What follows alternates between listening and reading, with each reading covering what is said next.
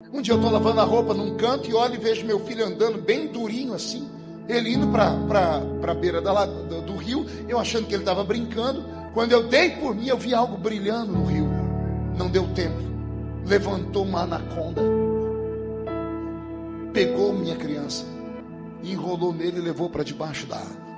Eu tenho certeza que você irá se emocionar com esse testemunho do pastor Marcos Feliciano. Veja até o final. Eu estava pregando no Rio de Janeiro, na Quinta da Boa Vista, o antigo palácio de Dom Pedro II, e lá tem um serpentário, um mini zoológico, e eu sempre fui fascinado com serpentes, morro de medo daquela porcaria, mas quando eu vejo aquilo me encanta. Imagina um bicho que não tem ouvido, que não tem perna e braço, e se botar uma aqui sai todo mundo correndo. É parente do anticristo. Você sabia que cobra não escuta? Tudo ela percebe pela língua dela. E eu parei bem na frente de um viveiro, de uma jararaca, e a jararaca estava no canto assim esquerdo, enroladinha com a cabeça parada. Eu cheguei bem na hora do almoço dela. Aí um veterinário abriu por cima o viveiro e jogou um ratinho lá dentro, um camundongo branquinho. Fiquei com a dó do ratinho. E eu fiquei assistindo a cena. Falei, nossa, ela vai pegar o ratinho. Vocês acreditam que aquela miserável não pegou o rato? Parece que ela sabia que uma vez ali dentro ele não tinha para onde ir. Mas o ratinho ficou tão desesperado que ele tentou escalar a parede de vidro. Sem chance. Ele tentou escalar do outro lado. Ele foi ficando desesperado. Eu assisti essa cena por 40 minutos. Fiquei lá, falei, não, quero ver no que vai dar. Por último, ele subiu em cima da cobra. E ela estava parada, ficou. Quando ele viu que não tinha saída, ele veio do lado oposto dela. Por exemplo, ela está aqui e ele veio aqui. Ele arriou as 4 patinhas aqui. E eu fiquei olhando. De repente, a infeliz da cobra levantou a cabeça, botou aquela língua bifurcada para fora e ela sibilou. Psss, psss. Na terceira vez que ela sibilou, o ratinho levantou as 2 patinhas da frente. As de trás permaneceram caídas. E ele começou a se arrastar para cima da cobra. O coraçãozinho dele, dá para perceber, parece que ia sair pela boca dele. Eu falei, o que está acontecendo aqui? Ela abriu aquela bocarra, o dente da infeliz, ele fica dobrado para dentro. Ela desdobrou o dente, botou as presas para fora. Quando ela foi dar o bote no ratinho, eu dei um tapa no vidro. Insurgente, né? A cobra pulou para um lado, deputado, e o rato pulou para o outro. Mas não teve chance. Aí ela demorou um pouquinho, mas ela foi até ela pegar o rato. Ela pegou o ratinho, injetou o veneno nele, torceu ele e engoliu. Eu estava saindo, eu encontrei o veterinário. Eu falei, moço, o que eu acabei de ver aqui? Ele falou, você acabou de ver um milagre da natureza. Eu falei, o sangue de Jesus tem poder. Se isso é milagre, eu não quero esse milagre para a minha vida, não. Ele falou, não, é que veja só, você assistiu uma das obras de arte da natureza. Eu falei, como? A serpente, ela tem um poder sobre animais pequenos. Ela consegue hipnotizar. Ela consegue encantar. Com a balançar dos olhos, da língua, da própria cabeça. Ela encanta uma criatura, a criatura fica em estado de pedra. E a criatura não sabe o que faz.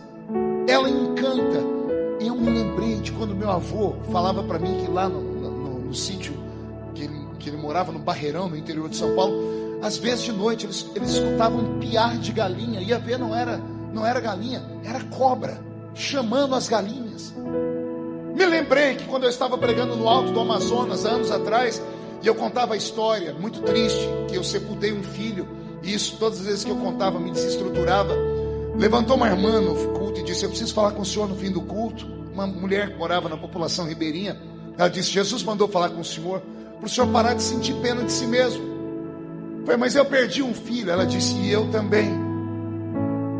Eu disse, mas eu enterrei meu filho. Ela disse, e eu não pude enterrar o meu. Eu falei, por que não? Ela disse, porque o meu filho, criado na beira do rio, aqui moramos numa palafita próxima aqui da igreja, Ele, um peixinho sempre acostumado a nadar no rio com os amiguinhos dele. Um dia eu estou lavando a roupa num canto e olho e vejo meu filho andando bem durinho assim. Ele indo para a beira do rio, eu achando que ele estava brincando. Quando eu dei por mim, eu vi algo brilhando no rio. Não deu tempo. Levantou uma anaconda, pegou minha criança, enrolou nele e levou para debaixo da água. Aí eu falei para ela, mas o seu filho não era acostumado? Ela disse, pois é, pastor, mas a cobra grande, ela enfeitiça. Olha o que eu fui lembrar, a cobra grande enfeitiça. O dia que Jesus me revelou esse texto, ele falou, filho, nem todos podem ouvir, mas os especiais podem. Eis que eu vos dou poder para pisar sobre espíritos de encantamento. Pastor, espírito de encantamento não pega em crente, será? Então me diga, por que seu marido foi embora? Trocou a senhora, uma mulher justa, santa e bonita, por aquela quenga. A família inteira fala, o que deu na cabeça desse homem? Deixou a senhora por aquela lá, uma mulher da vida. E o contrário acontece também. Se espírito de encantamento não pega em crente, por que a sua esposa te deixou, querido? Homem santo, trabalhador, bonito, perfumado, está lá com aquele bebum. Se espírito de encantamento não pega em crente, por que aquele menino que estava aqui nessa igreja cantando, agora está morando debaixo da ponte, na Cracolândia? 4 meses de seguro-desemprego, e acabou o seguro-desemprego. Final da última semana, minha esposa me chamou e disse, filho, não tem mais arroz. O que tem dá para hoje, amanhã. As coisas não aconteceram da noite para o dia. É um processo. O processo de quem tem sonhos. Fui falar com o meu pastor disse, para você ser um obreiro, você tem que se casar. E eu, jovenzinho, já agora com 17 anos, falei, senhor, eu preciso de uma noiva, uma namorada. Encontrei a irmã Edileuza, que é a minha esposa, e namoramos e casamos. Com 19 anos eu me casei. Ano passado completamos 30 anos de casado, para a honra e glória de Jesus. 30 anos juntos, unidos. E logo que eu fiquei recém-casado, eu falei, pastor, agora eu casei. Ele falou, agora você tem que ter um ato de fé. Eu falei, qual? O que você quer fazer? Eu falei, eu quero ser um pregador itinerante. Ele falou para mim, sai do seu serviço. E eu falei, mas como é que eu vou viver? Ele falou, você não crê?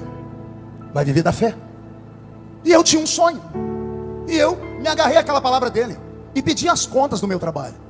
Eu trabalhava na Intel, indústria de terminais elétricos. Trabalhava no departamento financeiro dessa empresa. Eu cheguei no meu líder, no chefe, que era o Dr. Roberto. Falei para ele, eu quero pedir as contas. Ele disse, não, você é um dos melhores funcionários que tem. A empresa está mal das pernas, mas não vamos fechar. Por que você quer sair? Porque eu quero ser um missionário. O olho daquele homem encheu de lágrimas. Ele disse, olha, nós não somos da mesma fé. Eu sou ancião das Testemunhas de Jeová, mas nós também temos obra missionária. E quando alguém de nós tem vontade, a gente não segura. Ele disse, eu não concordo com a sua fé, mas acredito na sua história. Vai embora, Feliciano. Que Jeová te abençoe. Como eu acreditava em Jeová também, eu peguei a bênção sobre a minha vida. Eu tinha uma Brasilinha velha que só o sangue de Jesus. Era a Brasília que o anticristo vai usar na grande tribulação para conduzir os desviados que ficam na terra. Ela tinha tanta massa plástica nela, Lorival. Se tirasse a massa plástica, fazia outra Brasília. O apelido dela na minha cidade era Brasília Ungida. Pergunte por quê? Porque onde eu parava com ela, ficava uma poça de óleo no chão. Vazava óleo para tudo quanto é lado. Eu acho que foi a única Brasília do mundo que tinha direção hidráulica. Ela tinha um problema no setor dela, que para virar na esquina tinha que começar a rodar rápido. Dava 12 voltas para puxar a barra da direção. Era uma coisa do diabo. Só o sangue de Jesus, né? E eu nessa pobreza, nessa miséria toda, pedi as contas. Cheguei em casa, minha esposa olhou para mim, viu que eu estava com um semblante triste, falou, o que foi? Eu falei, eu pedi as contas do trabalho. Ela parou de fazer o que estava, sentou na minha frente, começou a chorar e falou, mas nós vamos viver do quê? Eu falei para ela, mas você não vive falando que é para eu ter coragem? Ela me incentivava, mas eu não sei se era de verdade. Na hora que eu tomei a decisão, eu falei assim, por que você fez isso? E agora? Quem poderá nos defender? Eu falei, o Deus que eu sirvo vai nos ajudar. Fui na primeira reunião de obreiro do mês, do campo de Ribeirão Preto. Pastor Antônio Silva Santana, meu pai, fez meu casamento, me batizou, me consagrou a diácono e a presbítero. Cheguei no pastor Antônio e disse, pastor Antônio, eu pedi as contas do meu trabalho e agora eu vivo da fé. E eu queria muito que o senhor me ajudasse com as congregações, porque eu já pregava nos cultos de mocidade. Eles me davam gasolina, R$20, R$30. Falei, só que agora eu preciso, além da gasolina, preciso comer. Aí o pastor falou no microfone, diácono Marco Feliciano está se lançando como pregador itinerante. Os irmãos estão vendo ele aqui? Ajude ele, abram as portas para ele. Eu não sei se isso era um código, porque até os convites que eu tinha desmarcaram. Eu acho que foi um código. liberado para todo mundo, dizendo assim, ó, estão vendo? É maluco, não convida não.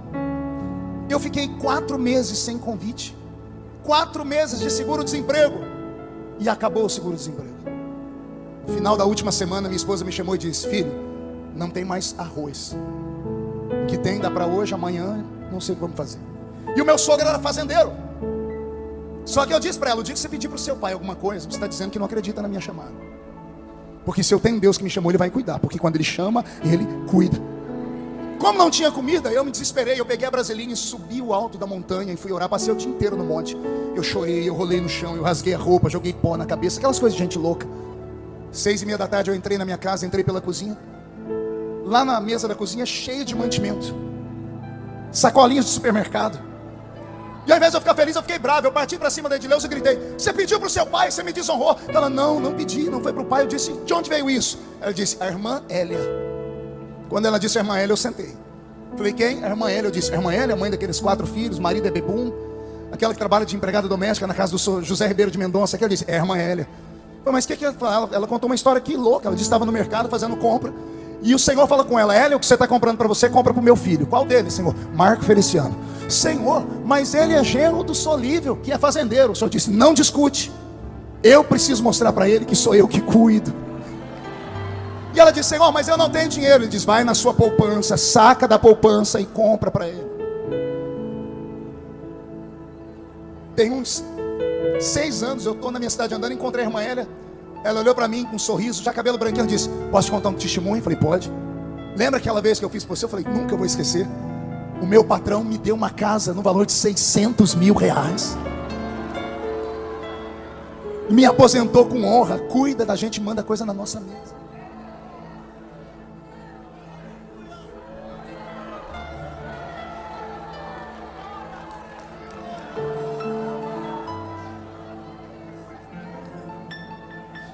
Eu dobrei meu joelho e falei, o Senhor cuida, então cuida de tudo.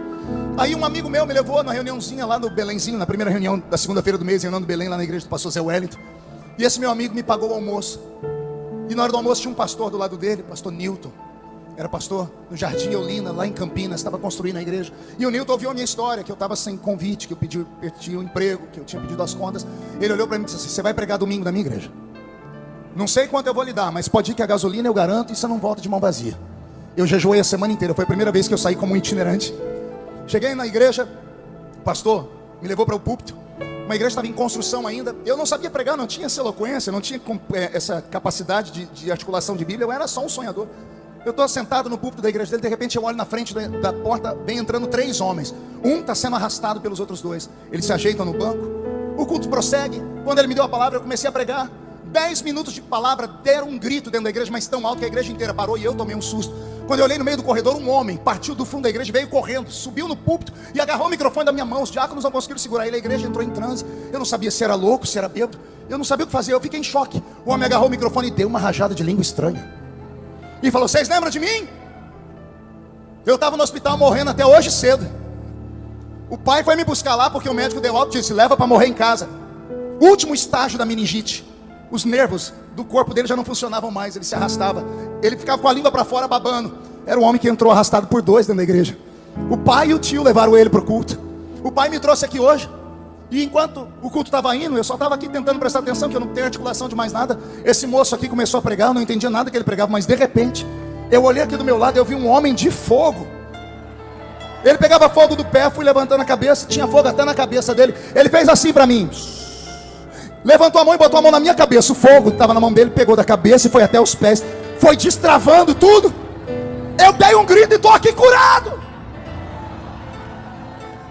Acabou o culto. Não teve como eu pregar mais. A notícia esparramou. Tem um menino aí que Jesus usa em cura. Mas eu nem tinha orado para Jesus curar. A agenda abriu em Campinas, Hortolândia e Sumaré. Essas 3 cidades mataram a minha fome por 1 ano.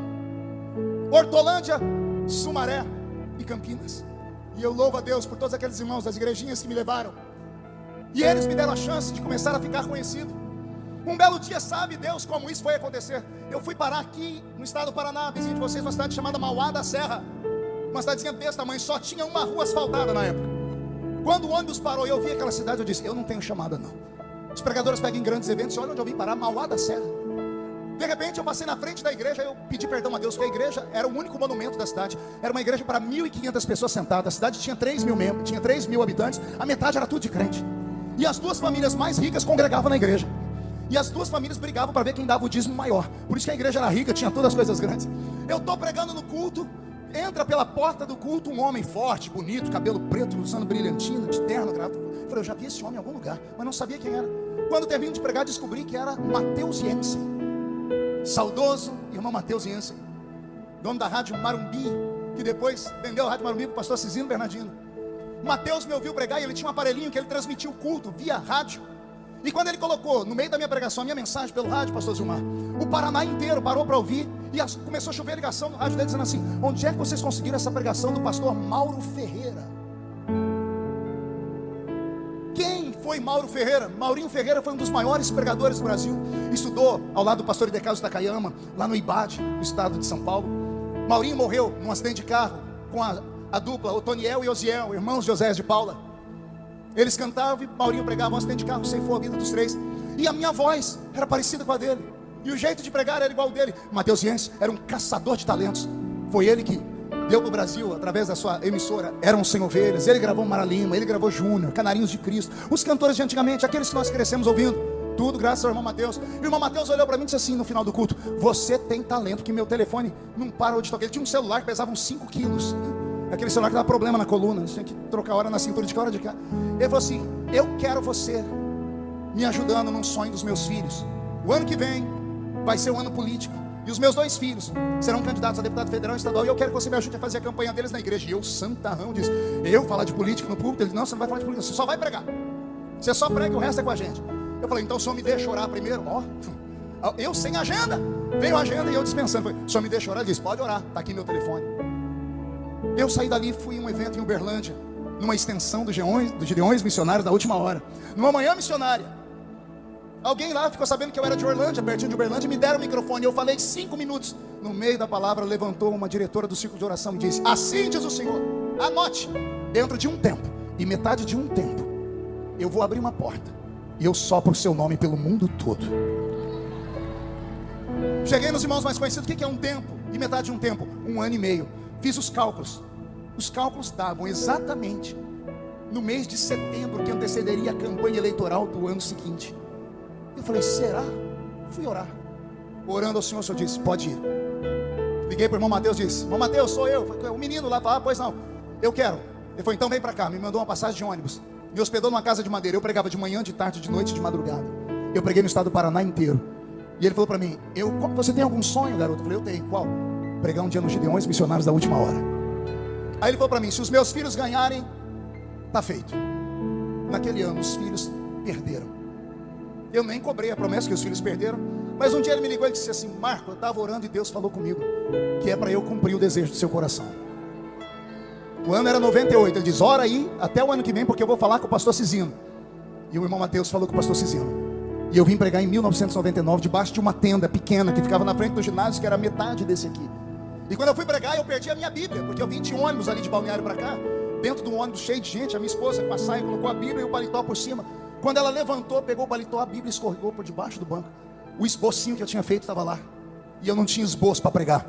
Pastor Isaías, aquele grandão, Isaías Gonçalves, ele viu que eu estava tremendo. Eu falei: está tremendo por quê, menino? Eu disse assim: porque é a minha Bíblia, com a mensagem que eu ia pregar. Ele olhou para mim e disse assim: quero ver se tu é bom mesmo agora. Dá uma Bíblia aí, Zera. Pegou uma Bíblia, rasgaram o plástico e era: prega. E eu preguei. Eu não sei o que eu preguei. Eu sei que eu preguei. Eu sei que virou tudo do avesso. Eu era tão maluco, o irmão disse, me encontrei com o irmão um dia desse, assim: eu lembro que você falou assim: Jesus, transforma o mar de Balneário em gasolina. Eu não vou nem falar para quê. Olha as loucuras. E naquele dia alguém falou assim: ó, ele tem talento. O pastor Cisino ficou sabendo, então você vai pregar no ginásio de tarde. Domingo à tarde eu cheguei aqui, foi um ano que fizeram um sorteio de um carro. Lembra disso? Sortearam um carro aqui. E eu fiquei sentado, mandaram chegar às 2. Cheguei 2 horas e sentei. 5:30 da tarde, me deram o microfone.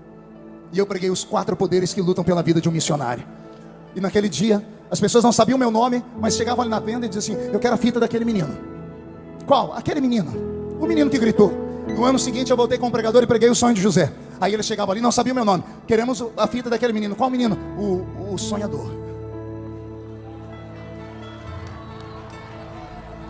O menino sonhador. texto que eu li é profético. Aqueles que sonham sempre serão perseguidos, humilhados, maltratados. E sempre que você chegar no ambiente, vão olhar com desdém e vão dizer: ih, para aqui, lá vem o sonhador.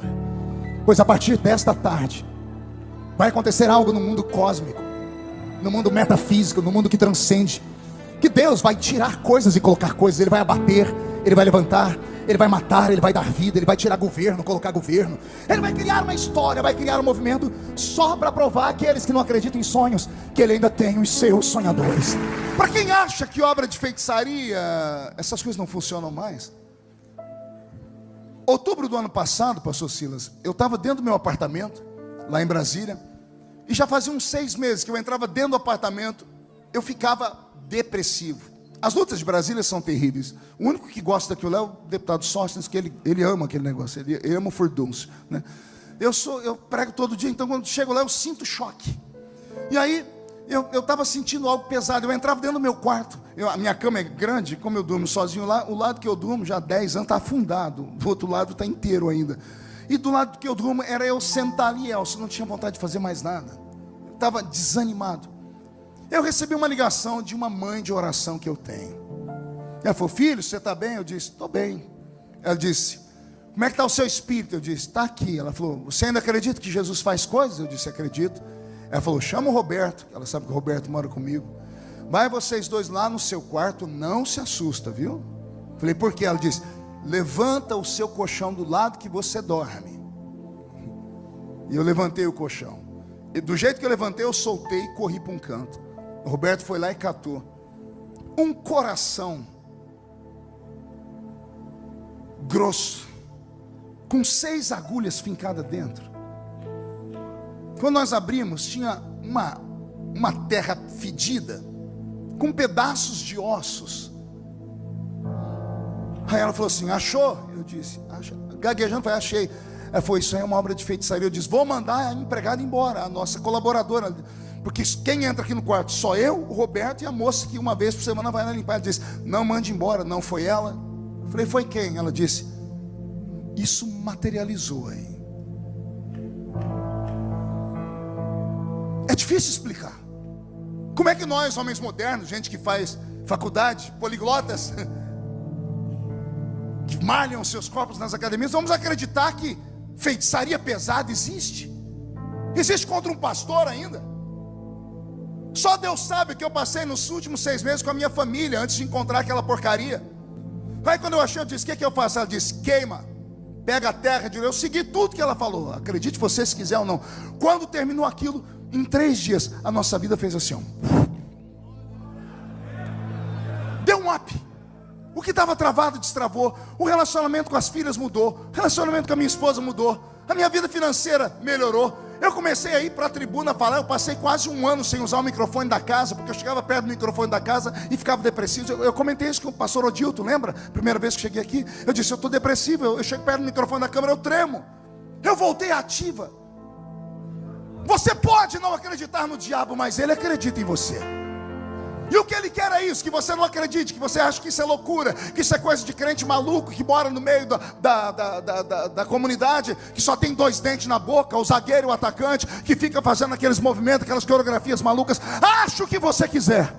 Eu sei que o meu inimigo é real, e não tem outra maneira de vencer. O diabo não vai te respeitar porque você está bombado. O diabo não vai te respeitar porque você fala idiomas. Ele não vai te respeitar por causa do seu dinheiro, nem por causa do carro importado que você tem. Ele não vai te respeitar por causa do seu ciclo de amizade, por causa da posição social. O diabo só vai te respeitar se você for um canela de fogo de novo. Essa linguagem é pesada? Pois eu vou falar de novo. O diabo só vai te respeitar se você voltar a transpirar azeite. Se você ser um assembleiano que aceita o pacote completo do Pentecoste. Qual é o pacote completo do Pentecoste? Aqueles louvores que nós ouvimos aqui de guerra. É você levantando a mão para cima agora. É você dando glória a Deus. O que não pode é você ficar me olhando com essa cara feia, parecendo que foi batizado num pote de vinagre. O que não pode é você vir para uma conferência profética e ficar com esse olho seco, parecendo um olho de sapo que morreu no dia de enchente. O que não pode é você, pentecostal, ficar com essa boca travada, essa boca de aço, essa língua de ferro, esse queixo de concreto.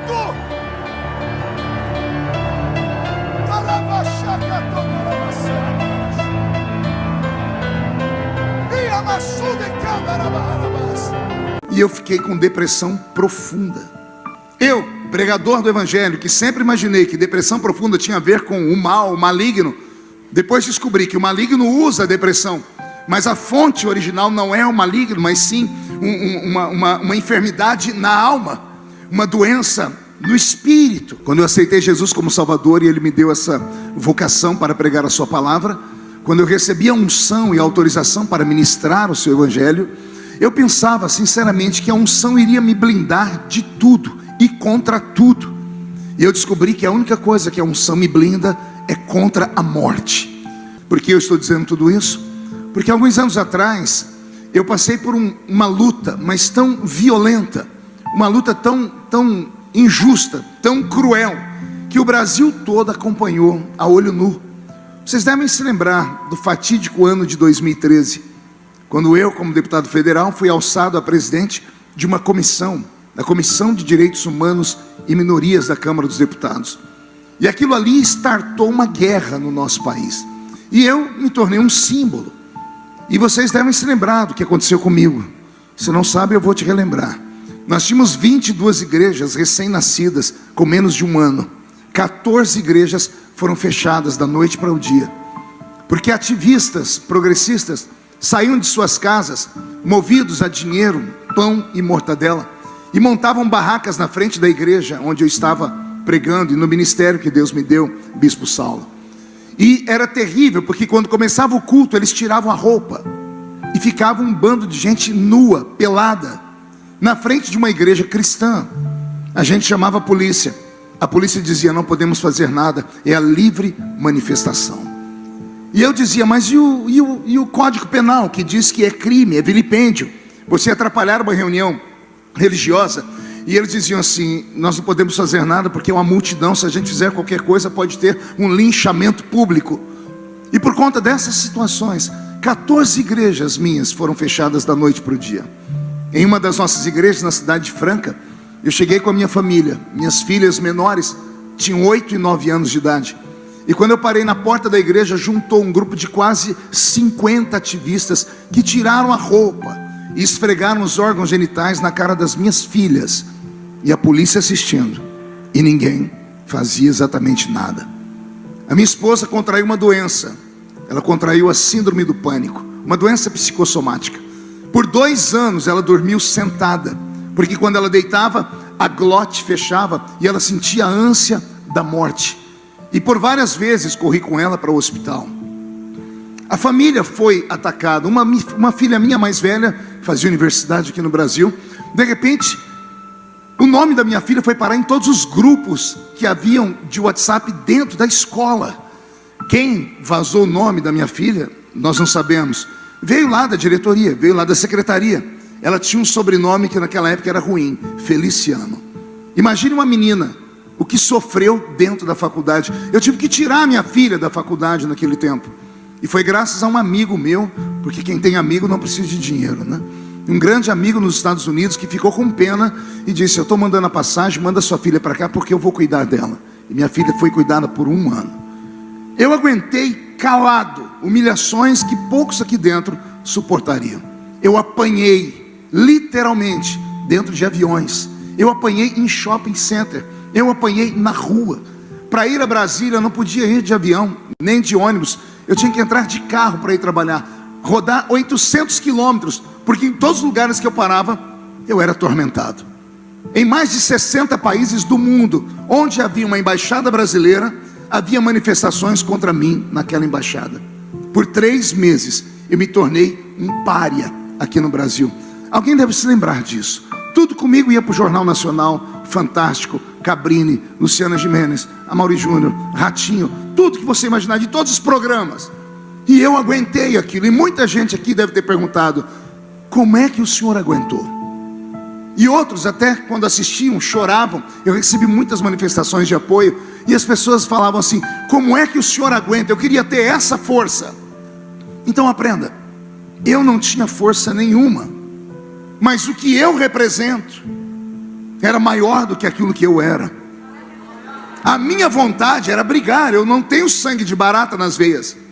A minha vontade era falar tudo aquilo que estava entalado aqui dentro. Mas qualquer ação minha tinha uma reação maldita, e o reino de Deus seria prejudicado. A igreja seria exposta à humilhação e ao vexame. E o que eu fiz? Me calei. E eu fiquei com depressão profunda. Eu, pregador do evangelho, que sempre imaginei que depressão profunda tinha a ver com o mal, o maligno, depois descobri que o maligno usa a depressão, mas a fonte original não é o maligno, mas sim uma enfermidade na alma, uma doença no espírito. E não há remédio que cure a alma, não há remédio feito por homens que cure o espírito. Só existe uma maneira de curar a alma. O remédio é esse livro aqui.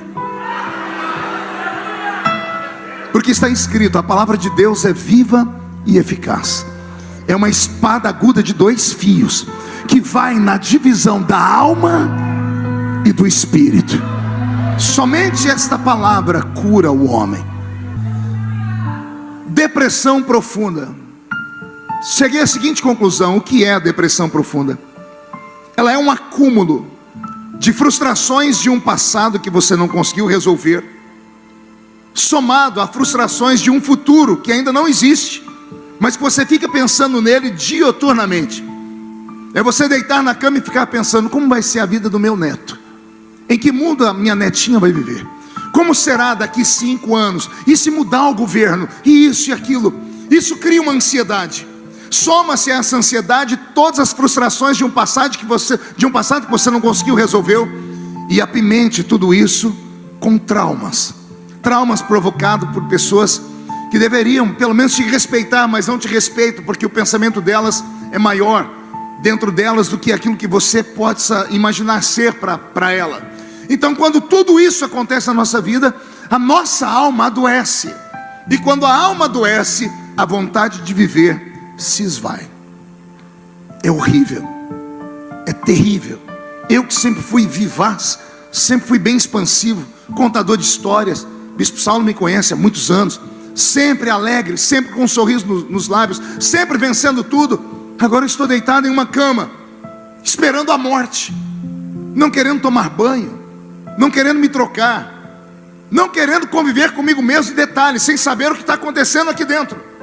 E aí vem a esposa e diz: você tem que ir no médico. Eu disse: ir em qual médico? Sendo a figura que eu sou nesse país, onde todos me odeiam. Quem é que vai me tratar com isenção? E o medo das pessoas descobrirem. E para achar um psicólogo crente foi uma tortura.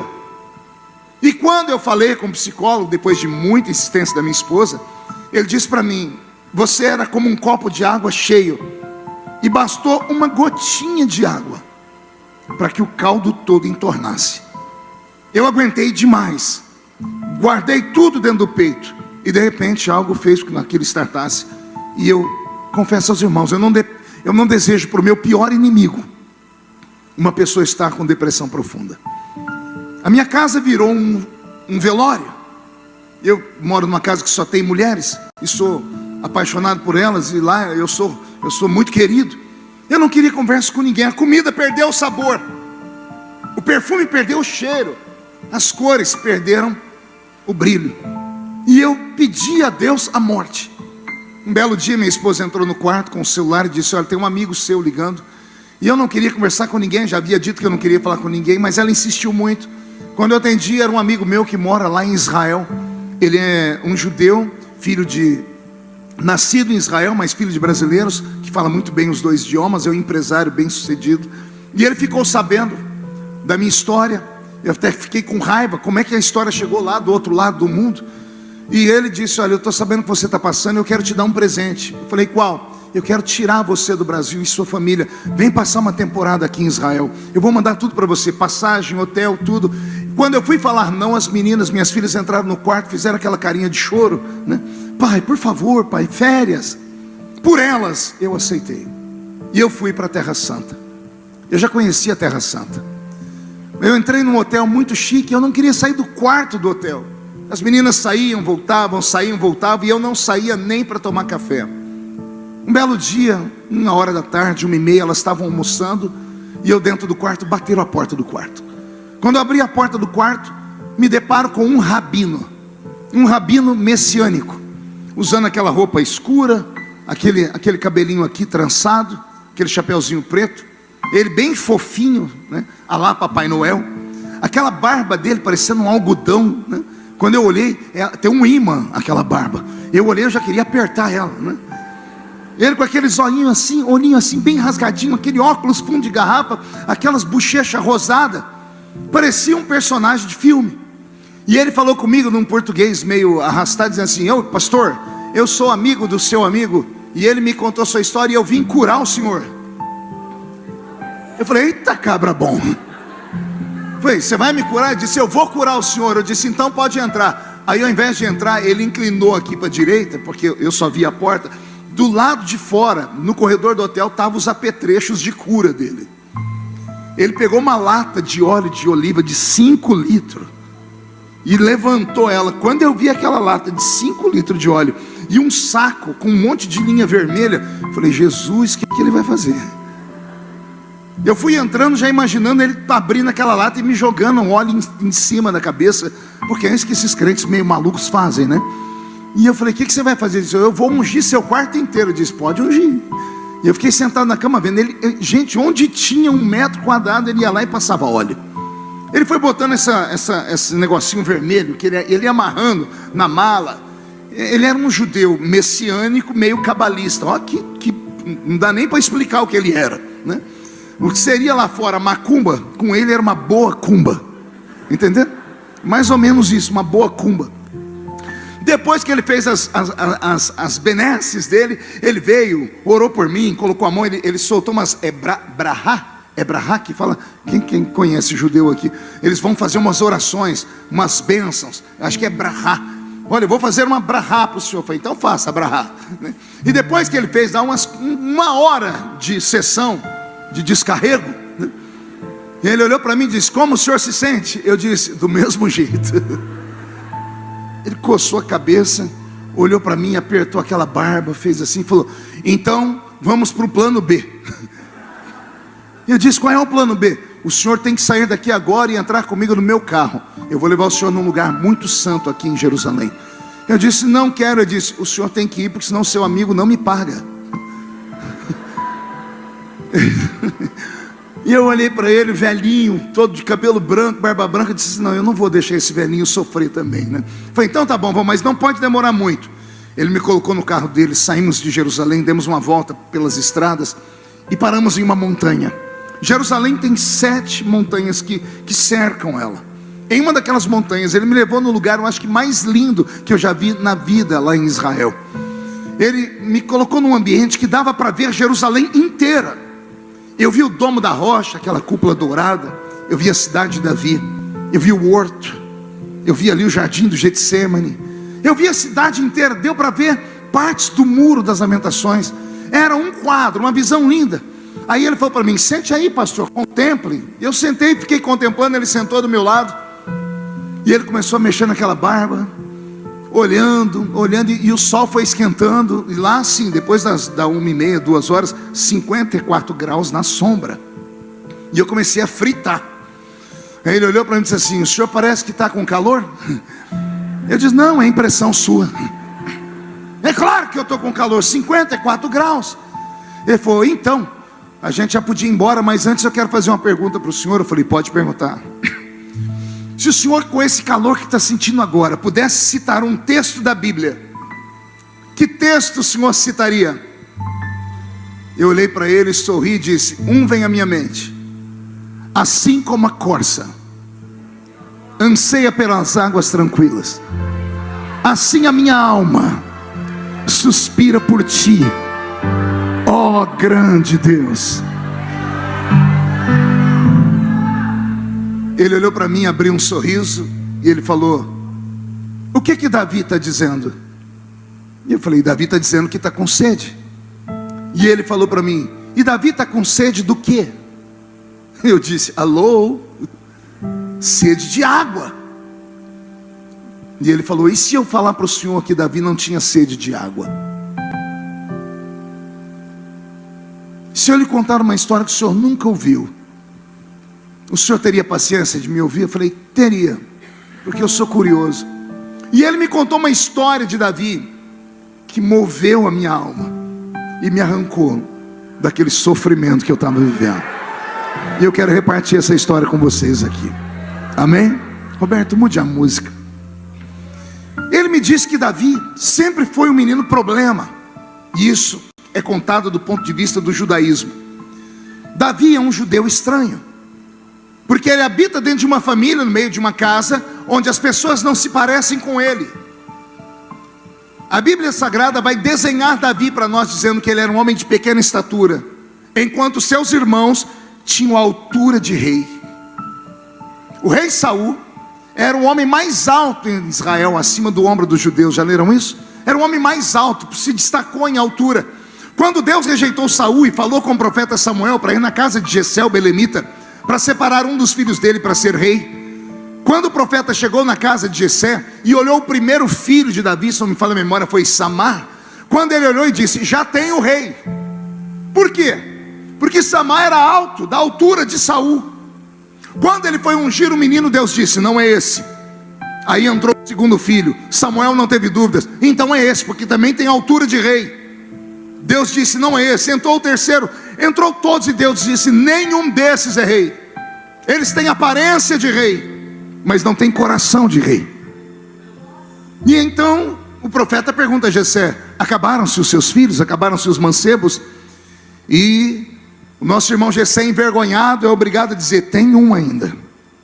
E onde ele está? Está lá no campo trabalhando. Ele está trabalhando no campo onde estão as ovelhas malhadas. Não é Jessé que diz isso, é Deus que vai escrever isso na lápide de Davi mais tarde, dizendo: eu te chamei de trás, não ouvi, de trás das malhadas. E só quem estuda muito a Bíblia, a cultura judaica, vai entender que a ovelha malhada não é a ovelha que tem a lã manchada.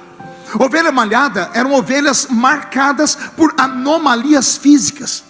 Ovelhinhas que nasciam com 3 patas, 5 patas, 2 cabeças, 1 olho, sem pele. Eram ovelhas que nasciam com má formação. E os judeus respeitavam tanto que, ao invés de matar a ovelha, cuidavam dela e esperavam que a morte as levasse. E é para esse grupo de ovelhas que Davi vai pastorear. E o judeu me disse, o rabino, as casas grandes tinham 2 apriscos. Um ficava na frente da casa. Para quem passasse pelas ruas, os transeuntes parariam ali para negociar e comprar as ovelhas perfeitas. As ovelhas malhadas ficavam atrás da casa grande, geralmente em uma ribanceira escondida, porque eram monstros, eram feias. Mas mesmo sendo monstrinhos, com má formação congênita, alguém ia lá dar comida para eles. Ia lá e dava capim e água. E é para esse lugar que Davi é enviado. Ele me disse: Davi foi enviado porque ele não era bem-vindo em sua própria casa. Ele é um menino loiro, ruivo, numa casa onde só tem judeus caucasianos morenos.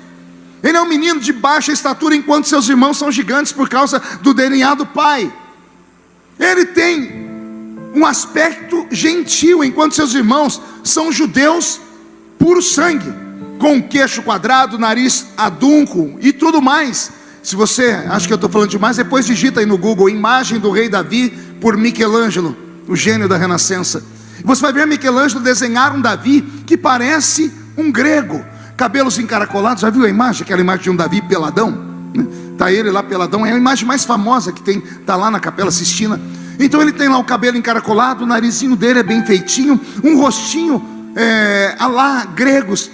O Davi, que nasceu na casa de Jessé o belemita, é diferente de todos, inclusive no seu próprio DNA. E naquela época, quando o profeta ia visitar uma família, o profeta não ia sem antes mandar um mensageiro na frente, porque o profeta representava Deus. Então vinha na frente o mensageiro e dizia: o profeta vem aí. Aí as pessoas colocavam a casa em ordem, tiravam a bagunça, preparavam um banquete para o profeta, porque não podia receber o profeta de mão vazia. Então, quando anunciaram que o profeta estava indo na casa de Jessé, Jessé deu um jeito de tirar de casa o problema. E o problema tinha nome: Davi. E Davi é um adolescente, e ele sabe que está sofrendo preconceito em casa. Ele sabe que vai ter festa, porque ele sentiu o cheiro da comida, ele viu a mãe dele se arrumar, e os irmãos dele mais velhos já estão todos perfumados. A casa está preparada para uma festa, e ele não é convidado. Ele é convidado a se retirar da casa para ir cuidar das ovelhas malhadas. E Davi vai cuidar das ovelhas malhadas. O rabino me disse que quando Davi está diante das ovelhas malhadas, aqueles monstrinhos, e ele está triste porque ele sabe que ele sofreu preconceito em casa, Davi recebe uma visitação de Deus. E ele recebe uma revelação. E a revelação que ele recebeu fez ele sentar debaixo de um zimbro, pegar a sua harpa, dedilhar a sua harpa e construir o poema mais lindo que ele já escreveu. Davi olhou para aquelas ovelhas e Deus disse para ele: se essas ovelhas com defeito, se essas ovelhas que ninguém quer, têm um pastor, você também tem, Davi. Por isso ele escreveu: o Senhor é o meu pastor. O Senhor é o meu pastor e nada me faltará. Havia um problema entre Davi e a sua família. E como Davi tinha um problema com o próprio pai, Davi queria e precisava da aprovação do pai para continuar vivendo. A vida é assim. Por isso que precisamos de um pai e de uma mãe. A mãe, ela é o colo. A mãe é a paixão. O pai é a aprovação. Uma criança, para crescer de uma maneira perfeita, pelo menos intelectualmente, ela precisa da aprovação do pai e do beijo e do abraço da mãe. Assim é a regra. É claro que existem exceções, existem arranjos familiares. Eu fui criado em um arranjo familiar. A ausência de pai, somente a mãe. Mas eu tinha o meu avô foi a figura física, então eu tinha nele a aprovação. É preciso isso. Fora isso, as crianças crescem com distúrbios, problemas emocionais, que agora não é visto, mas lá na frente, assim que startar algo dentro delas, o gatilho ser ativado, serão crianças problemáticas. E Davi precisa da confirmação, da afirmação do pai. E o que é que ele faz? Para conquistar o pai, ele faz aquilo que todo menino judeu fazia. Pergunte o quê? Caçava. Alguém lembra de Isaac? Quando está para morrer, está cego, ele chama Esaú e diz: antes de Deus te dar a bênção, vai caçar uma caça e faz para mim um guisado. Era cultural. O pai, para aprovar o filho, tinha que mostrar aos vizinhos, à família, que o filho era corajoso, que o filho era destro, que o filho era bom. E então Davi quer conquistar o pai dele. O que é que ele faz? Ele quer levar uma caça exótica para o seu pai. O pai dele já tem todo tipo de carne, é fazendeiro. Ele tem boi, ele tem vaca, ele tem ovelhas, ele tem cabritos. O menino então, para conquistar o pai, tem que levar para o pai uma carne de um animal exótico. E qual é o animal que Davi vai caçar? Um cervo ou uma corça. E Davi vai em busca de uma corça.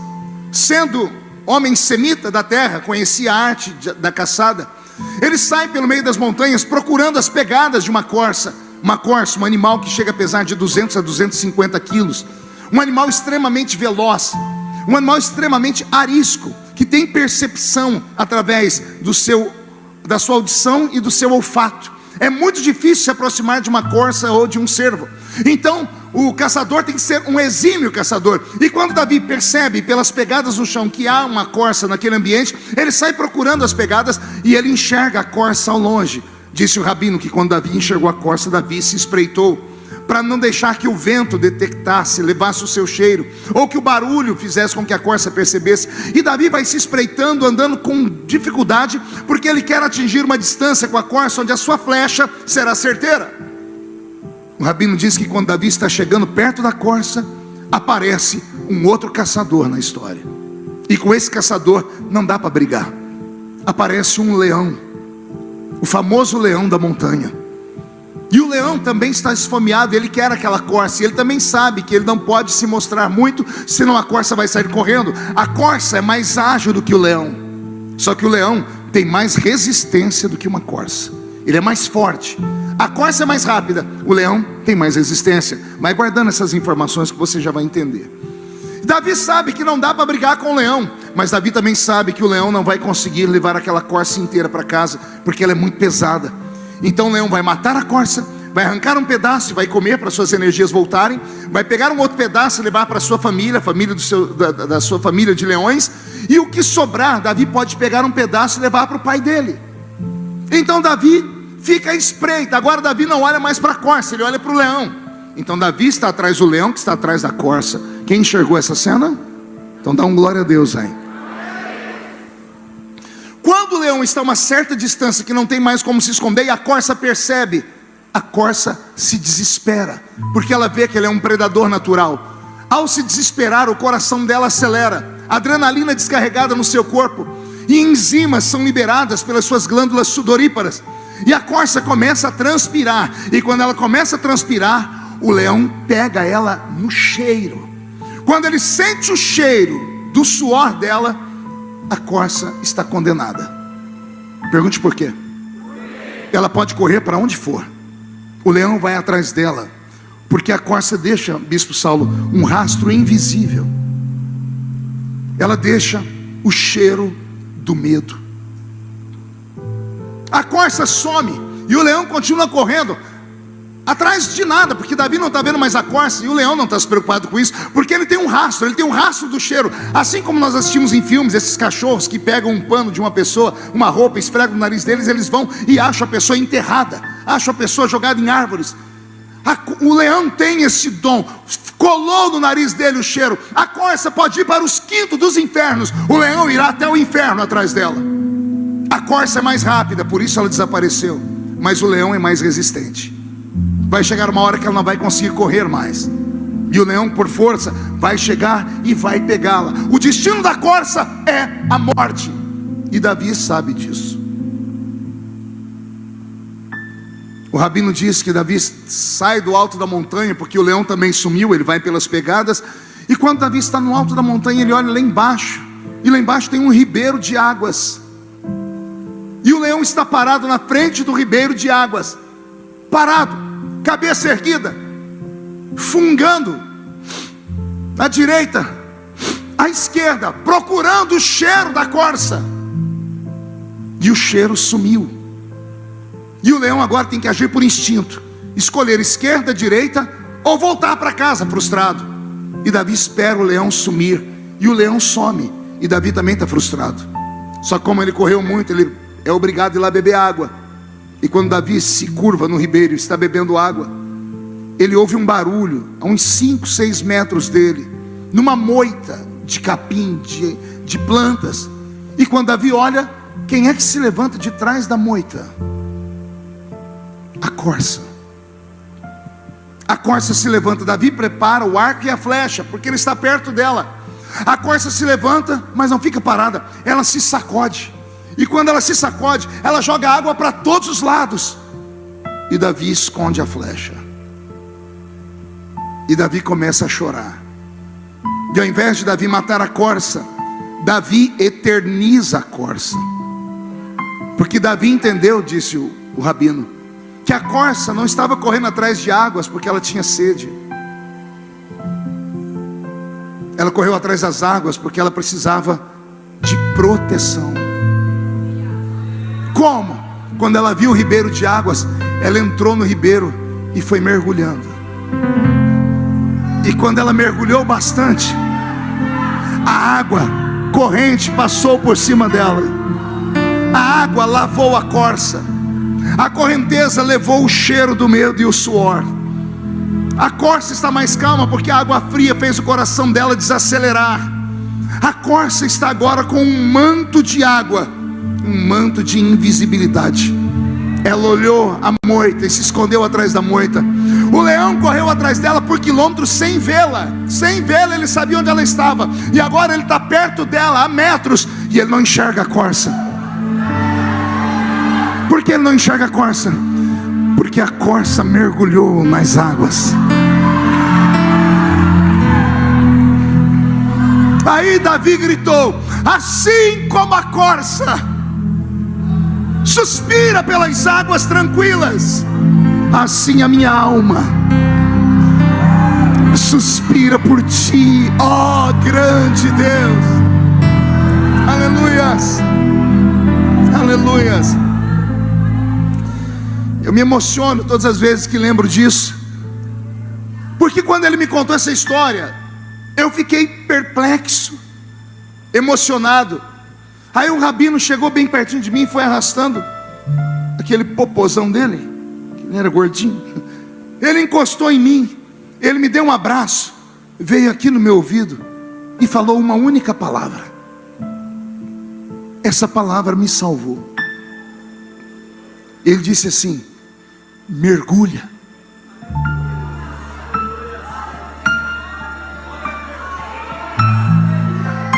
Mergulha. As águas estão aí, se joga nelas. O seu predador vem até aqui, nas águas ele não tem força mais. O Senhor vai te colocar um manto de invisibilidade. Eu estou profetizando agora. Algumas pessoas, quando terminar essa Santa Ceia, vão voltar para casa e estarão invisíveis. Esta semana o diabo não vai te achar. Seus inimigos vão te procurar e não vão te achar. As pessoas vão tentar contra a sua vida e não vão encontrar. Vão perguntar: o que aconteceu? Foi chá de sumiço? Não, é que você mergulhou nas águas, e as águas te deixaram invisíveis. E o diabo não terá poder nem sobre você, nem sobre os seus filhos, nem sobre a sua casa, nem sobre os seus negócios, nem sobre os seus sonhos. Eu estou profetizando. Se alguém acredita, pegue a profecia. O Senhor está te tornando invisível nesta noite, e o diabo que se lasque no inferno. Pastor, o senhor não sabe o que eu estou passando. Eu não sei, mas eu tenho certeza que já passei por coisa pior, e eu estou aqui vivo. Como o senhor conseguiu, pastor? Eu coloquei nas mãos dele. Entrega o seu caminho ao Senhor, confia nele, e o resto ele fará por você. Hoje é um dia muito difícil para mim. Eu sou filho único e enterrei a minha mãe. E eu só estou aqui porque eu aprendi com ela que primeiro vem a devoção. É como em um campo de batalha, o soldado que caminha ao lado do amigo, e o amigo é ferido de morte. O soldado não tem a opção de parar para cuidar do cadáver. Ele tem que caminhar e lutar, e depois da guerra, aí você chora a morte dos soldados que se foram. Como é que eu suporto as lutas? Como é que alguém que sepulta a mãe sendo filho único consegue sepultar a mãe, entrar no avião e vir pregar no congresso? É simples. Eu não enterrei a minha mãe, eu enterrei uma carcaça. A minha mãe não partiu hoje, ela partiu ontem. E eu não sei se você ainda acredita em dons. Minha mãe partiu às 4h20 da tarde. 4h21. Eu abri meu celular e uma irmã de oração, uma mãe de oração, me mandou uma mensagem dizendo assim: acabei de ter uma visão. Eu vi a sua mãe sendo escoltada pelos anjos. Ela estava vestindo roupa branca. Ela disse: os anjos cantavam dizendo: eis aí chegando a mãe do ungido. Ela disse: eu vi a sua mãe dançando, e um trono de luz, e alguém com o braço aberto dizendo: vem, Lúcia, porque você já conseguiu terminar a sua missão. O que me faz ficar aqui não é gana por microfone, porque eu tenho agenda no mundo inteiro, graças a Deus. Eu prego há mais de 30 anos. Eu recebo 100, 150 convites por dia para pregar. Eu já preguei em quase 100 países do mundo e mais de 4.000 cidades do Brasil. Eu não estou aqui por causa de agenda, embora fique muito, muito feliz e muito honrado de me convidarem e lembrarem de mim. Eu sei que tem uma safra nova, mas se lembraram de mim é porque ainda tem alguma coisa aqui dentro que eu possa repartir com você. Eu só consegui firmeza e ficar em pé até agora porque os meus pés estão fixados em uma rocha. E como é que meus pés foram fixados? Os meus pés não foram só fixados na rocha, eles foram cimentados na rocha. Como é que foi esse cimento? Louvor, oração, revelação, noites de vigília, leitura da palavra, escola bíblica dominical, culto de doutrina, culto de ensaio, culto da mocidade, culto ao ar livre, evangelismo em cadeia, evangelismo em hospital. Eu sou um assembleiano puro sangue, e assembleiano puro sangue não é o Maria vai com as outras. Ele conhece a realidade do mundo espiritual, e ele sabe que Deus ainda pode levantar pessoas. Eu sou da velha guarda, eu cresci numa igrejinha pequena. Os meus pastores, os meus líderes eram homens que não sabiam ler nem escrever. Tinham 2 dentes na boca, o zagueiro e o atacante. A maioria era analfa de pai, e os que sobravam era beta de mãe. Mas eu ia para os cultos desses homens, dessas mulheres, porque mesmo na simplicidade, ao ler a Bíblia diziam: vamos ler aqui no livro de Êxodo. Uma vez inspirado, o irmão disse: vamos ler no livro da profeta Joana. Aí a irmã levantou e disse: mas não tem Joana, profeta na Bíblia? Não, disse: vai ler a Bíblia, mulher. Joana é aquela que o peixe engoliu. Era Jonas. Eu cresci ouvindo essa turma que não sabia o vernáculo, que não tinham a eloquência, que não tinham a palavra da língua portuguesa apurada na ponta dos lábios. Mas quando essa turma dobrava o joelho para orar, quando essa turma começava a gritar, porque os cultos eram barulhentos, não era como hoje que a gente precisa do estímulo de uma música, do estímulo de um ritmo mais forte, não. Era lá, com o pandeiro e a sanfona tocando. Foi na cruz, onde um dia eu vi meus pecados castigados em Jesus. Eu, novo convertido, não parava de ir em nenhum culto. Eu ia de segunda a segunda na igreja. Pergunte por quê? Cada culto para mim era um espetáculo. Eu só não tinha direito a assistir o culto comendo pipoca e tomando guaraná. Mas cada culto era um espetáculo. Todo dia tinha algo sobrenatural. Todo dia tinha alguém falando em línguas e alguém interpretando. Todos os dias o Senhor falava em profecia e corrigia a igreja. Todos os dias alguém dava um testemunho de cura, de libertação. Todos os dias alguém tinha um sonho ou uma visão para contar. Isso fortaleceu a nossa fé. Ontem eu preguei em uma igreja e disse: difícil não é chegar, difícil é permanecer. A minha filha sofria com uma doença psicológica chamada disfunção de imagem. Ela olha no espelho e vê uma coisa feia. Ela ficou 1 ano e meio sem colocar os pés na rua.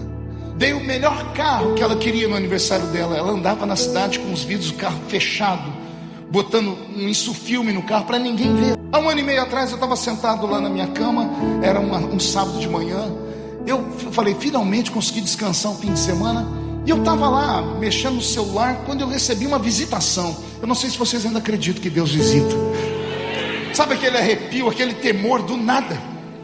E eu ouvi o Senhor falar aqui dentro de mim: como estão as suas filhas? E por um momento eu pensei nas minhas filhas. Eu tenho uma de 24 anos, uma de 18 e uma de 16. E eu moro numa casa grande, cada uma fica trancada no quarto, adolescente. Peguei o telefone e liguei para uma por uma. Falei: tá tudo bem, tá tudo bem, tudo bem. Desliguei. Daqui a pouco dobrei o joelho e fui orar por elas. E o Senhor falou para mim: você já falou de mim para suas filhas? Eu falei: elas me vêm pregar. O Senhor disse: não, você já contou as suas histórias para suas filhas. E o Senhor falou comigo: você falou do Deus da sua infância para suas filhas. Eu fui tomado pelo Senhor. Liguei para elas de novo e insisti: o papai quer orar com vocês. Elas deixaram o que estavam fazendo, entraram no quarto. Eu disse: só que eu não quero orar aqui, eu quero que vocês vão orar comigo no monte. Ela: como assim, papai? De noite? Eu falei: não, agora. Mas agora, 1h o sol quente? Eu falei: exatamente. Mas por quê? Eu falei: porque eu preciso mostrar para vocês onde tudo começou. Olharam uma para outra, uma combinou, outra não queria, daqui a pouco resolveram. Liguei para minha esposa e disse: as meninas querem ir comigo no monte. Fomos todo mundo para o monte. Chegamos lá, não é monte, lá no interior de São Paulo não tem montanha, é uma clareira no meio do mato lá. Aí eu cheguei lá, 1h30 falei: foi aqui que tudo começou. Sentei elas no banco e contei a história de como Deus pegou um cortador de cana e colocou ele onde ele está hoje. Falei para elas que eu cresci ouvindo presbíteros que não sabiam falar direito. Congreguei em igrejas que tão pequenas eram que não tínhamos instrumentos, não tínhamos som, não tínhamos nada. E cresci ouvindo profecias que saíam de vasos de honra. E todas elas se cumpriram para a honra e glória de Jesus. Quando eu terminei de dar esse briefing, pastor Abel, eu disse: agora nós vamos orar. Cada uma ajoelhou, as minhas 4 mulheres. Quando eu fui ajoelhar, o Senhor falou comigo: você fica de pé, você vai orar pela sua família e defender sua casa. Eu entrei numa oração de guerra, como há muito tempo não tinha orado. Começamos a orar, era 2h30. Eu terminei de orar, era 3h30, 4 horas. Eu estava suado. Eu gritava, eu esburrava as árvores. Eu gritava com o diabo dizendo: na minha casa não. E eu reivindiquei a minha família. Eu disse: Senhor, eu prego há mais de 30 anos, preguei em mais de 80 países do mundo, e eu ganhei e ajudei filhos de crentes pelo mundo inteiro. E eu não quero perder as minhas filhas e a minha casa. E depois que eu orei desse jeito, eu desabei em pranto. Eu caí e chorei muito. As meninas levantaram, vieram, me abraçaram e choraram comigo. Foi um momento de comunhão muito lindo.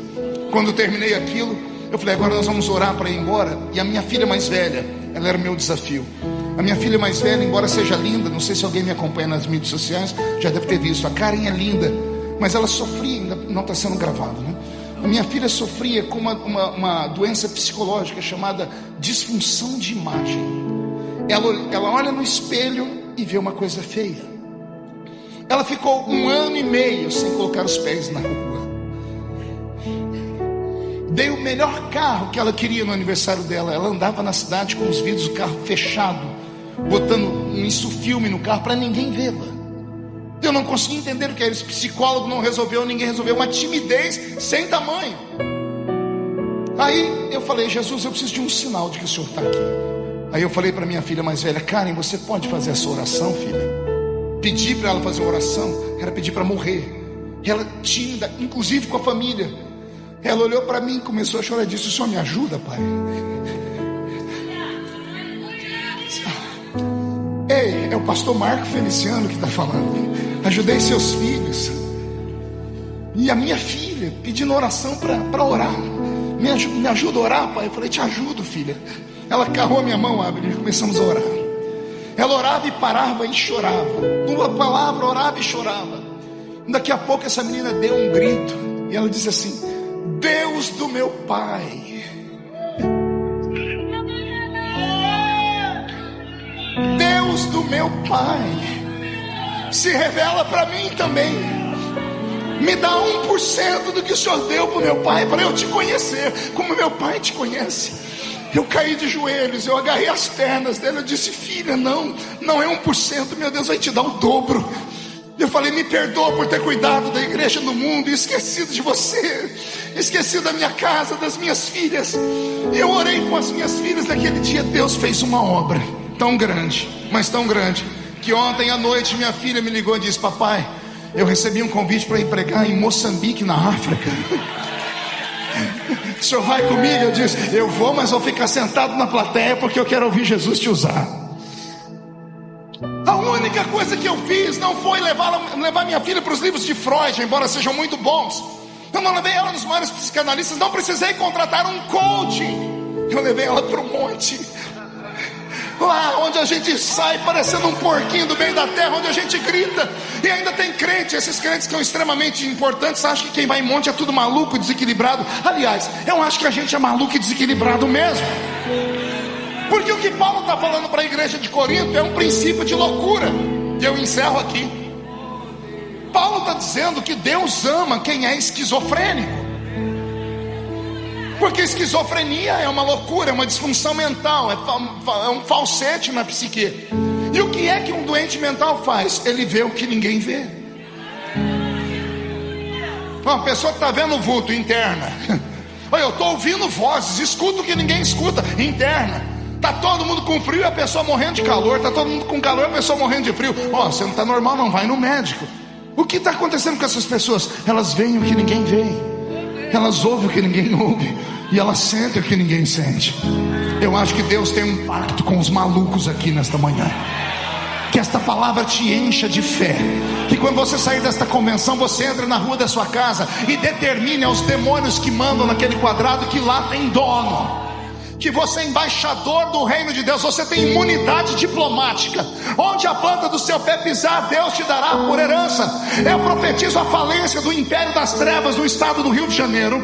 E profetizo que na rua da sua igreja, da sua casa, não ficará Zé Pilintra, Zé Pilantra, Chucaveira, Tranca-Rua, Preto Velho. Haverá um reavivamento e a glória de Deus vai possuir a sua igreja. E se você crer nisso, dê um grito de glória a Deus.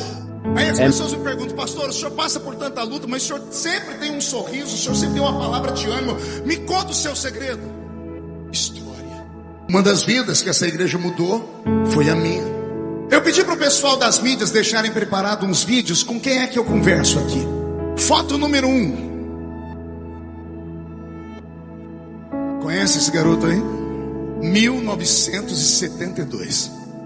Menino bastardo. Porque foi assim que o cartório chamou. Filho sem nome de pai. O nome do meu pai é um risquinho. Um dia um idiota num banco falou, qual é o nome do seu pai? Eu disse, aqui é um tracinho. Ele disse, tracinho do quê? Ele achou que o nome do meu pai era Tracinho mesmo, infeliz. Esse bebê nasceu com 8 buracos na cabeça, por isso o bonezinho. Feitos pela agulha de tricô de uma mãe solteira, criança, órfã, que não tinha perspectiva de futuro nenhum.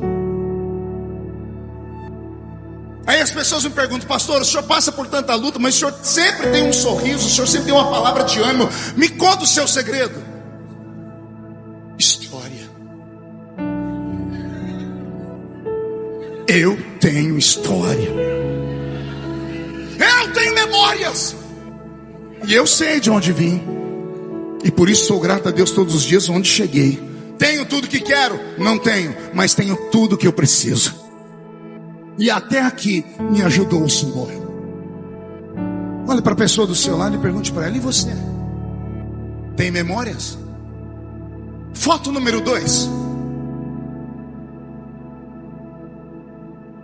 Eu já tive o cabelo liso. 7 aninhos de idade. Aqui à esquerda dessa foto, Adriano, tem uma casa de 2 cômodos, onde eu dividi essa casa com 12 pessoas. 12 pessoas. Não eram 2, eram 12 pessoas. Sem perspectiva nenhuma de futuro, sem perspectiva nenhuma do amanhã. Os meus amigos que moravam dentro desse mesmo corredor, os que eu não enterrei, estão presos. Os que eu não enterrei estão presos, estão em cadeiras de roda, porque trocaram um tiro com a polícia. E eu escapei. Foto de número 3. Me acha aí na foto.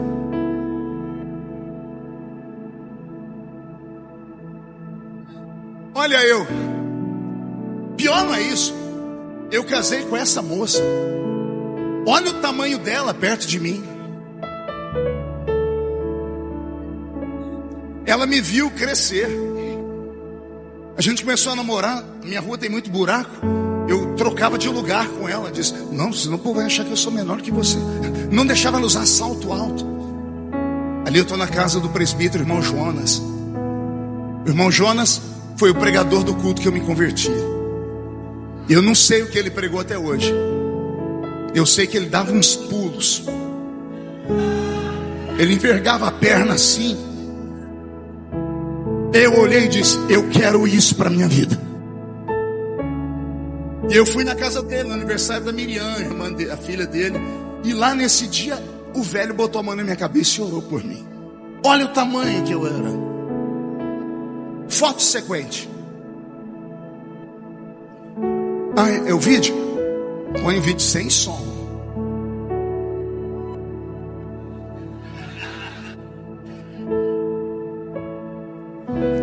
– 15 anos de idade.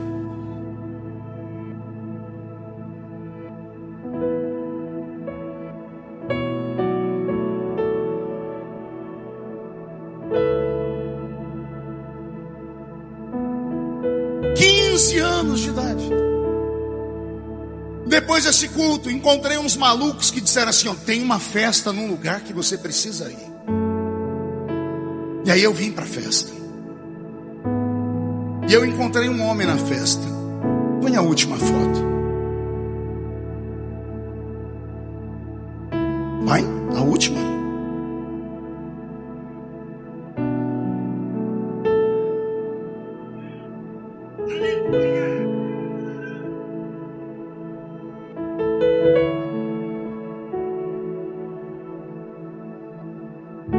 Segurando para não chorar. Foi essa terra que me incendiou.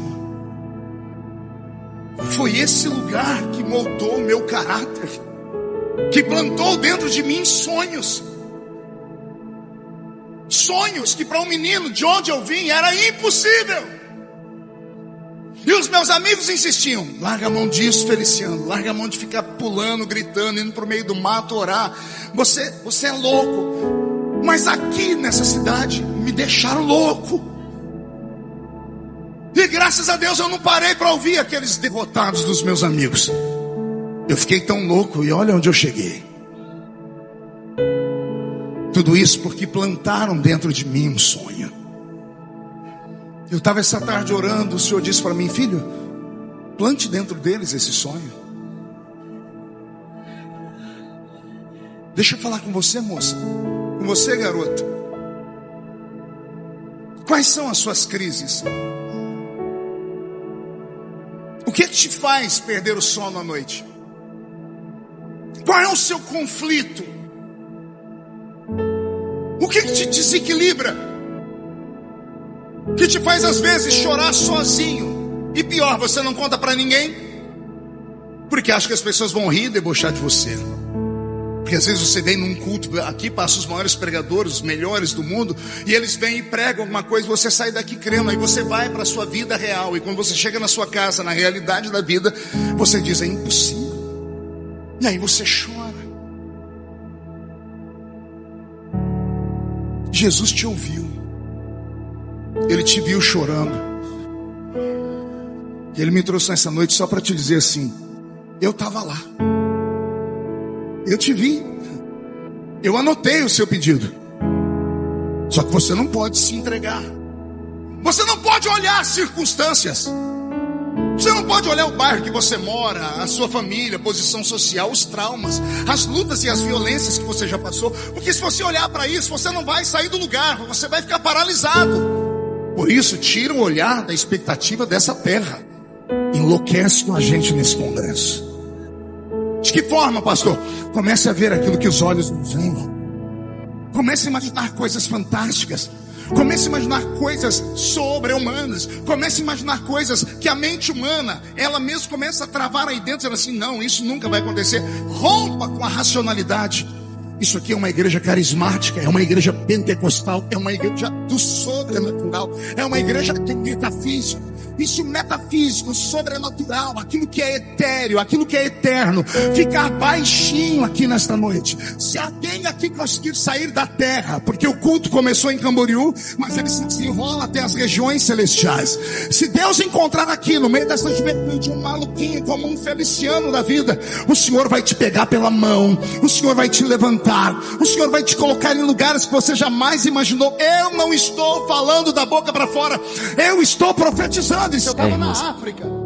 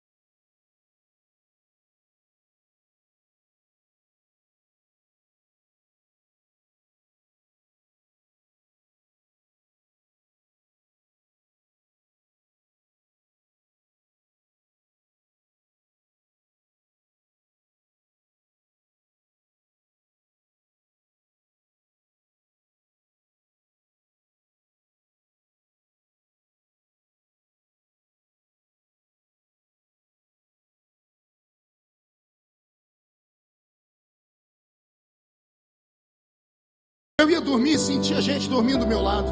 Ela foi enchendo o apartamento dela de gente de oração que conhecia esse mundo. Eu não conhecia esse mundo. Eu não estava preparado para isso. No quarto dia, quando eu já estava desfalecendo, onde eu já via, eu comecei a ver coisas dentro do quarto. E para mim era porque eu não estava comendo e eu não sentia fome. Depois do terceiro dia de jejum, você perde a fome. Eu estava mais no outro mundo do que desse. Eu dobrei meu joelho e o Senhor falou comigo: faça esta oração. E o Senhor falou no meu ouvido: 8 serafins. O Senhor disse: olha os 4 cantos do quarto. Eu olhei e disse: peça para que eu coloque 2 em cada canto desse quarto. E quando eu falei: Senhor, mande 8 serafins, 2 naquele canto, 2 nesse, 2 nesse e 2 nesse. Quando eu terminei de fazer isso, explodiu algo dentro do quarto, um barulho que quase tremeu o apartamento.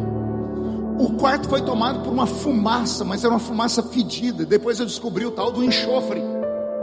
Eu fiquei todo arrepiado, consegui levantar, botei a mão na maçaneta da porta. Quando eu abri, os irmãos estavam na porta olhando. O que foi que aconteceu? Eu disse: está cheio de fumaça. Uma irmã entrou orando em línguas e disse: o diabo foi embora, o Senhor te fortaleceu.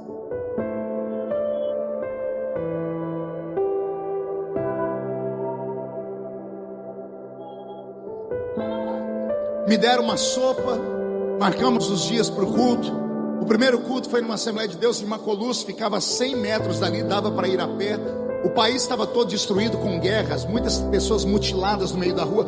Eu fui andando do apartamento dela de baixo até chegar na igreja. Se não caiu no meio da rua umas 50 pessoas endemoniadas, não caiu ninguém.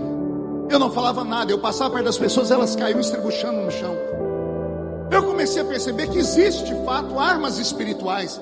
Existe de fato profundezas espirituais que nós não conhecemos. Não conhecemos porque temos medo de entrar nas águas. Temos medo daquilo que nós não conhecemos. E eu fui me envolvendo com Deus. Naquela época, dentro de Angola, eu preguei em 40 dias. Foi a primeira vez que eu vi milagres acontecerem, ossos nascerem onde não tinham, pessoas serem curadas de forma miraculosa. Eu voltei para o Brasil com uma outra visão. Fui sentar com os meus pais e eles disseram: calma, cuidado para não ficar fanático. Comecei a fazer as minhas orações por onde eu ia. Senhor, manda anjos ali, anjos aqui. Eu fui chamado pelos pastores mais conhecidos desse Brasil. Me lembro como se fosse hoje em São Paulo, num shopping. Marcaram comigo uma reunião numa sala fechada e disseram: olha, você tem que parar de ficar pedindo anjo na sua oração. Eu falei: por quê? Porque os anjos que você está pedindo são anjos que ficam apenas diante do trono de Deus, que são serafins. Eles não descem à terra, são anjos disso ou daquilo. E me deram uma sistemática teológica. Aí eu falei: mas se eles ficam no céu, como é que eles queimaram os lábios de Isaías?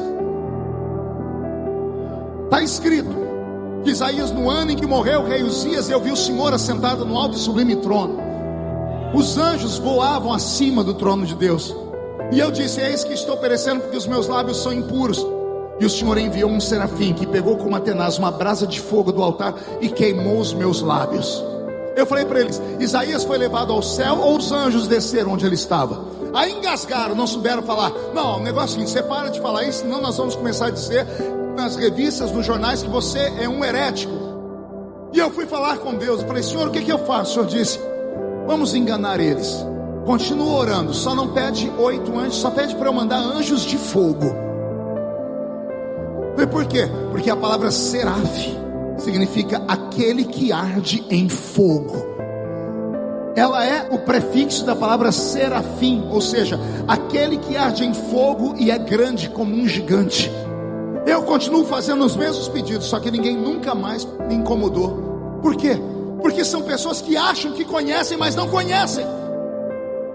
O pior tipo de crente é aquele que, quando vê você falar em línguas, bater o pé no chão e diz: ó, quieta, que isso aí é coisa de menino. Se as pessoas soubessem o que acontece com um crente que leva ele para esse nível, quando ele praticamente é possuído e ele perde o controle sobre os seus membros, sobre a perna e braço, não é que ele não sabe o que está acontecendo. O crente cheio do Espírito Santo sabe exatamente o que está acontecendo, só que ele não consegue se controlar. Tamanho é o gozo, tamanho é a alegria, porque o sobrenatural divino possuiu o natural da terra. As pessoas que ridicularizam o movimento pentecostal é porque nunca experimentaram. Minha mãe foi amante de um homem por 30 anos. Ela era outra da história.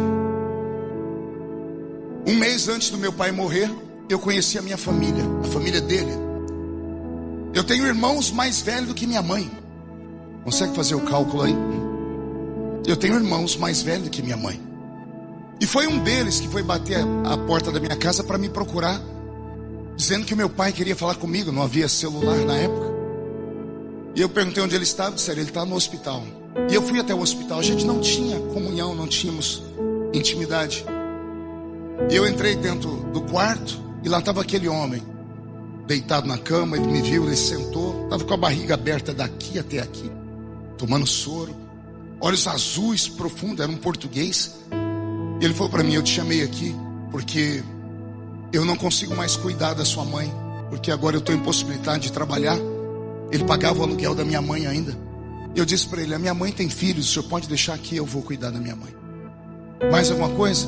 Ele: não é só isso. Eu disse: então, boa sorte para o senhor. Não havia empatia, não havia intimidade, havia só desprezo.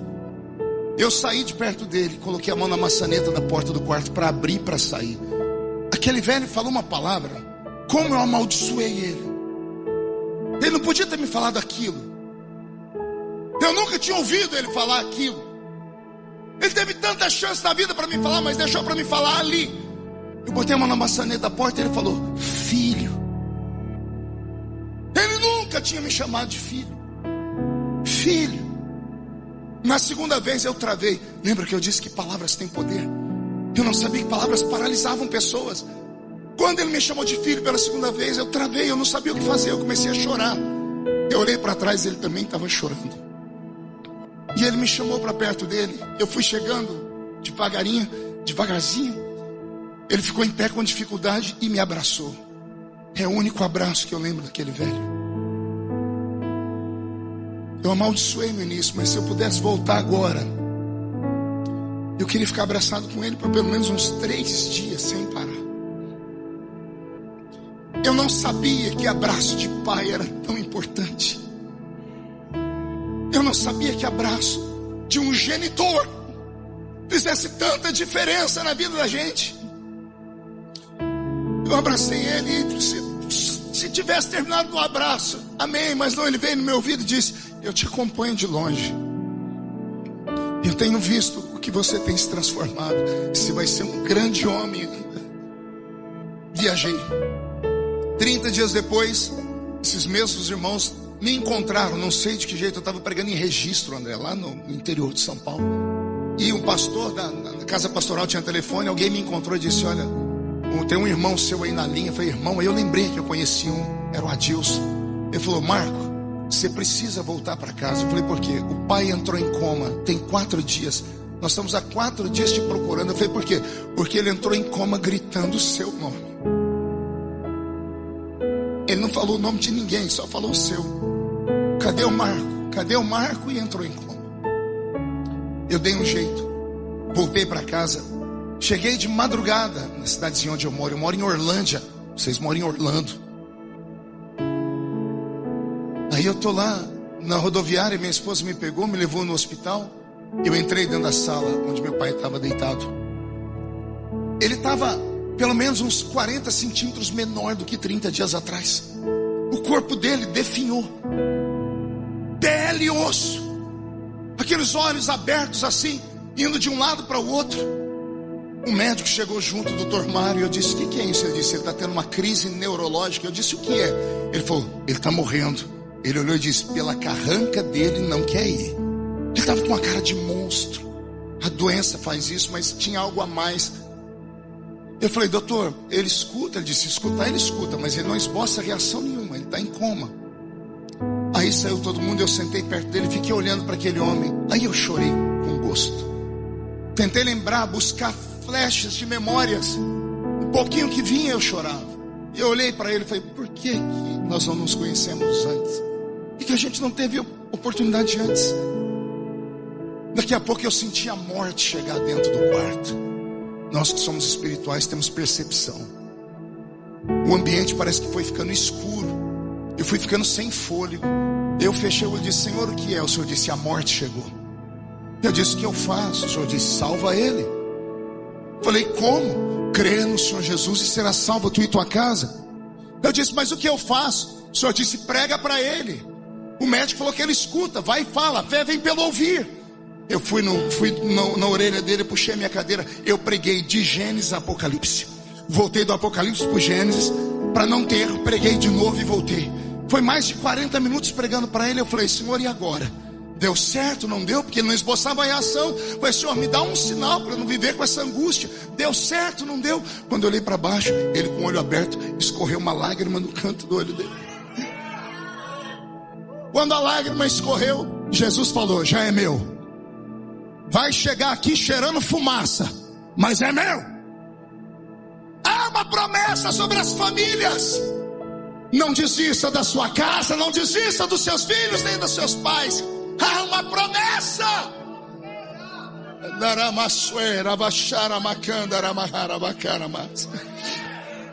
Eu saí dali para respirar um pouquinho. Meu irmão entrou. Quando meu irmão entrou, ele voltou gritando: o que você fez com o pai? Eu falei: por quê? Porque ele morreu. Eu disse: não, eu não matei ele. Não é isso. Olha lá, olha o rosto dele. A família toda foi ver: o meu pai morreu com um sorriso. Para quem estava com uma cara de monstro, nós somos caminhantes de dois mundos. Nós ministramos nessa esfera e em uma outra esfera muito maior. O Senhor te trouxe neste primeiro culto desta manhã para te dizer: o relógio do tempo não para. Dá tempo de acertar as contas ainda. Você sabia que tem pessoas presas a esse mundo por sua culpa? Quantas pessoas estão em coma? Estão travados em uma cama, seus parentes. Eles precisam de uma palavra sua. Pastor, mas eu estou longe. Não há distância para a tecnologia. Manda um áudio, abre um vídeo de conferência, libera o perdão. Fale: pai e mãe são pai e mães. Não existe pai e mãe com defeito. Os defeitos nós relevamos, porque são pai e mãe. O Senhor os usou para chegar aqui. Pastor, mas eu nasci de um estupro mal feito. Isso na sua cabeça. Na cabeça de Deus não. Não existe ninguém aqui que é obra do acaso. Todos aqui foram escolhidos por Deus do ventre da sua mãe. Não interessa se você entrou nessa terra pela porta ou pela janela. O Senhor usou seus pais. Libera o perdão para eles hoje.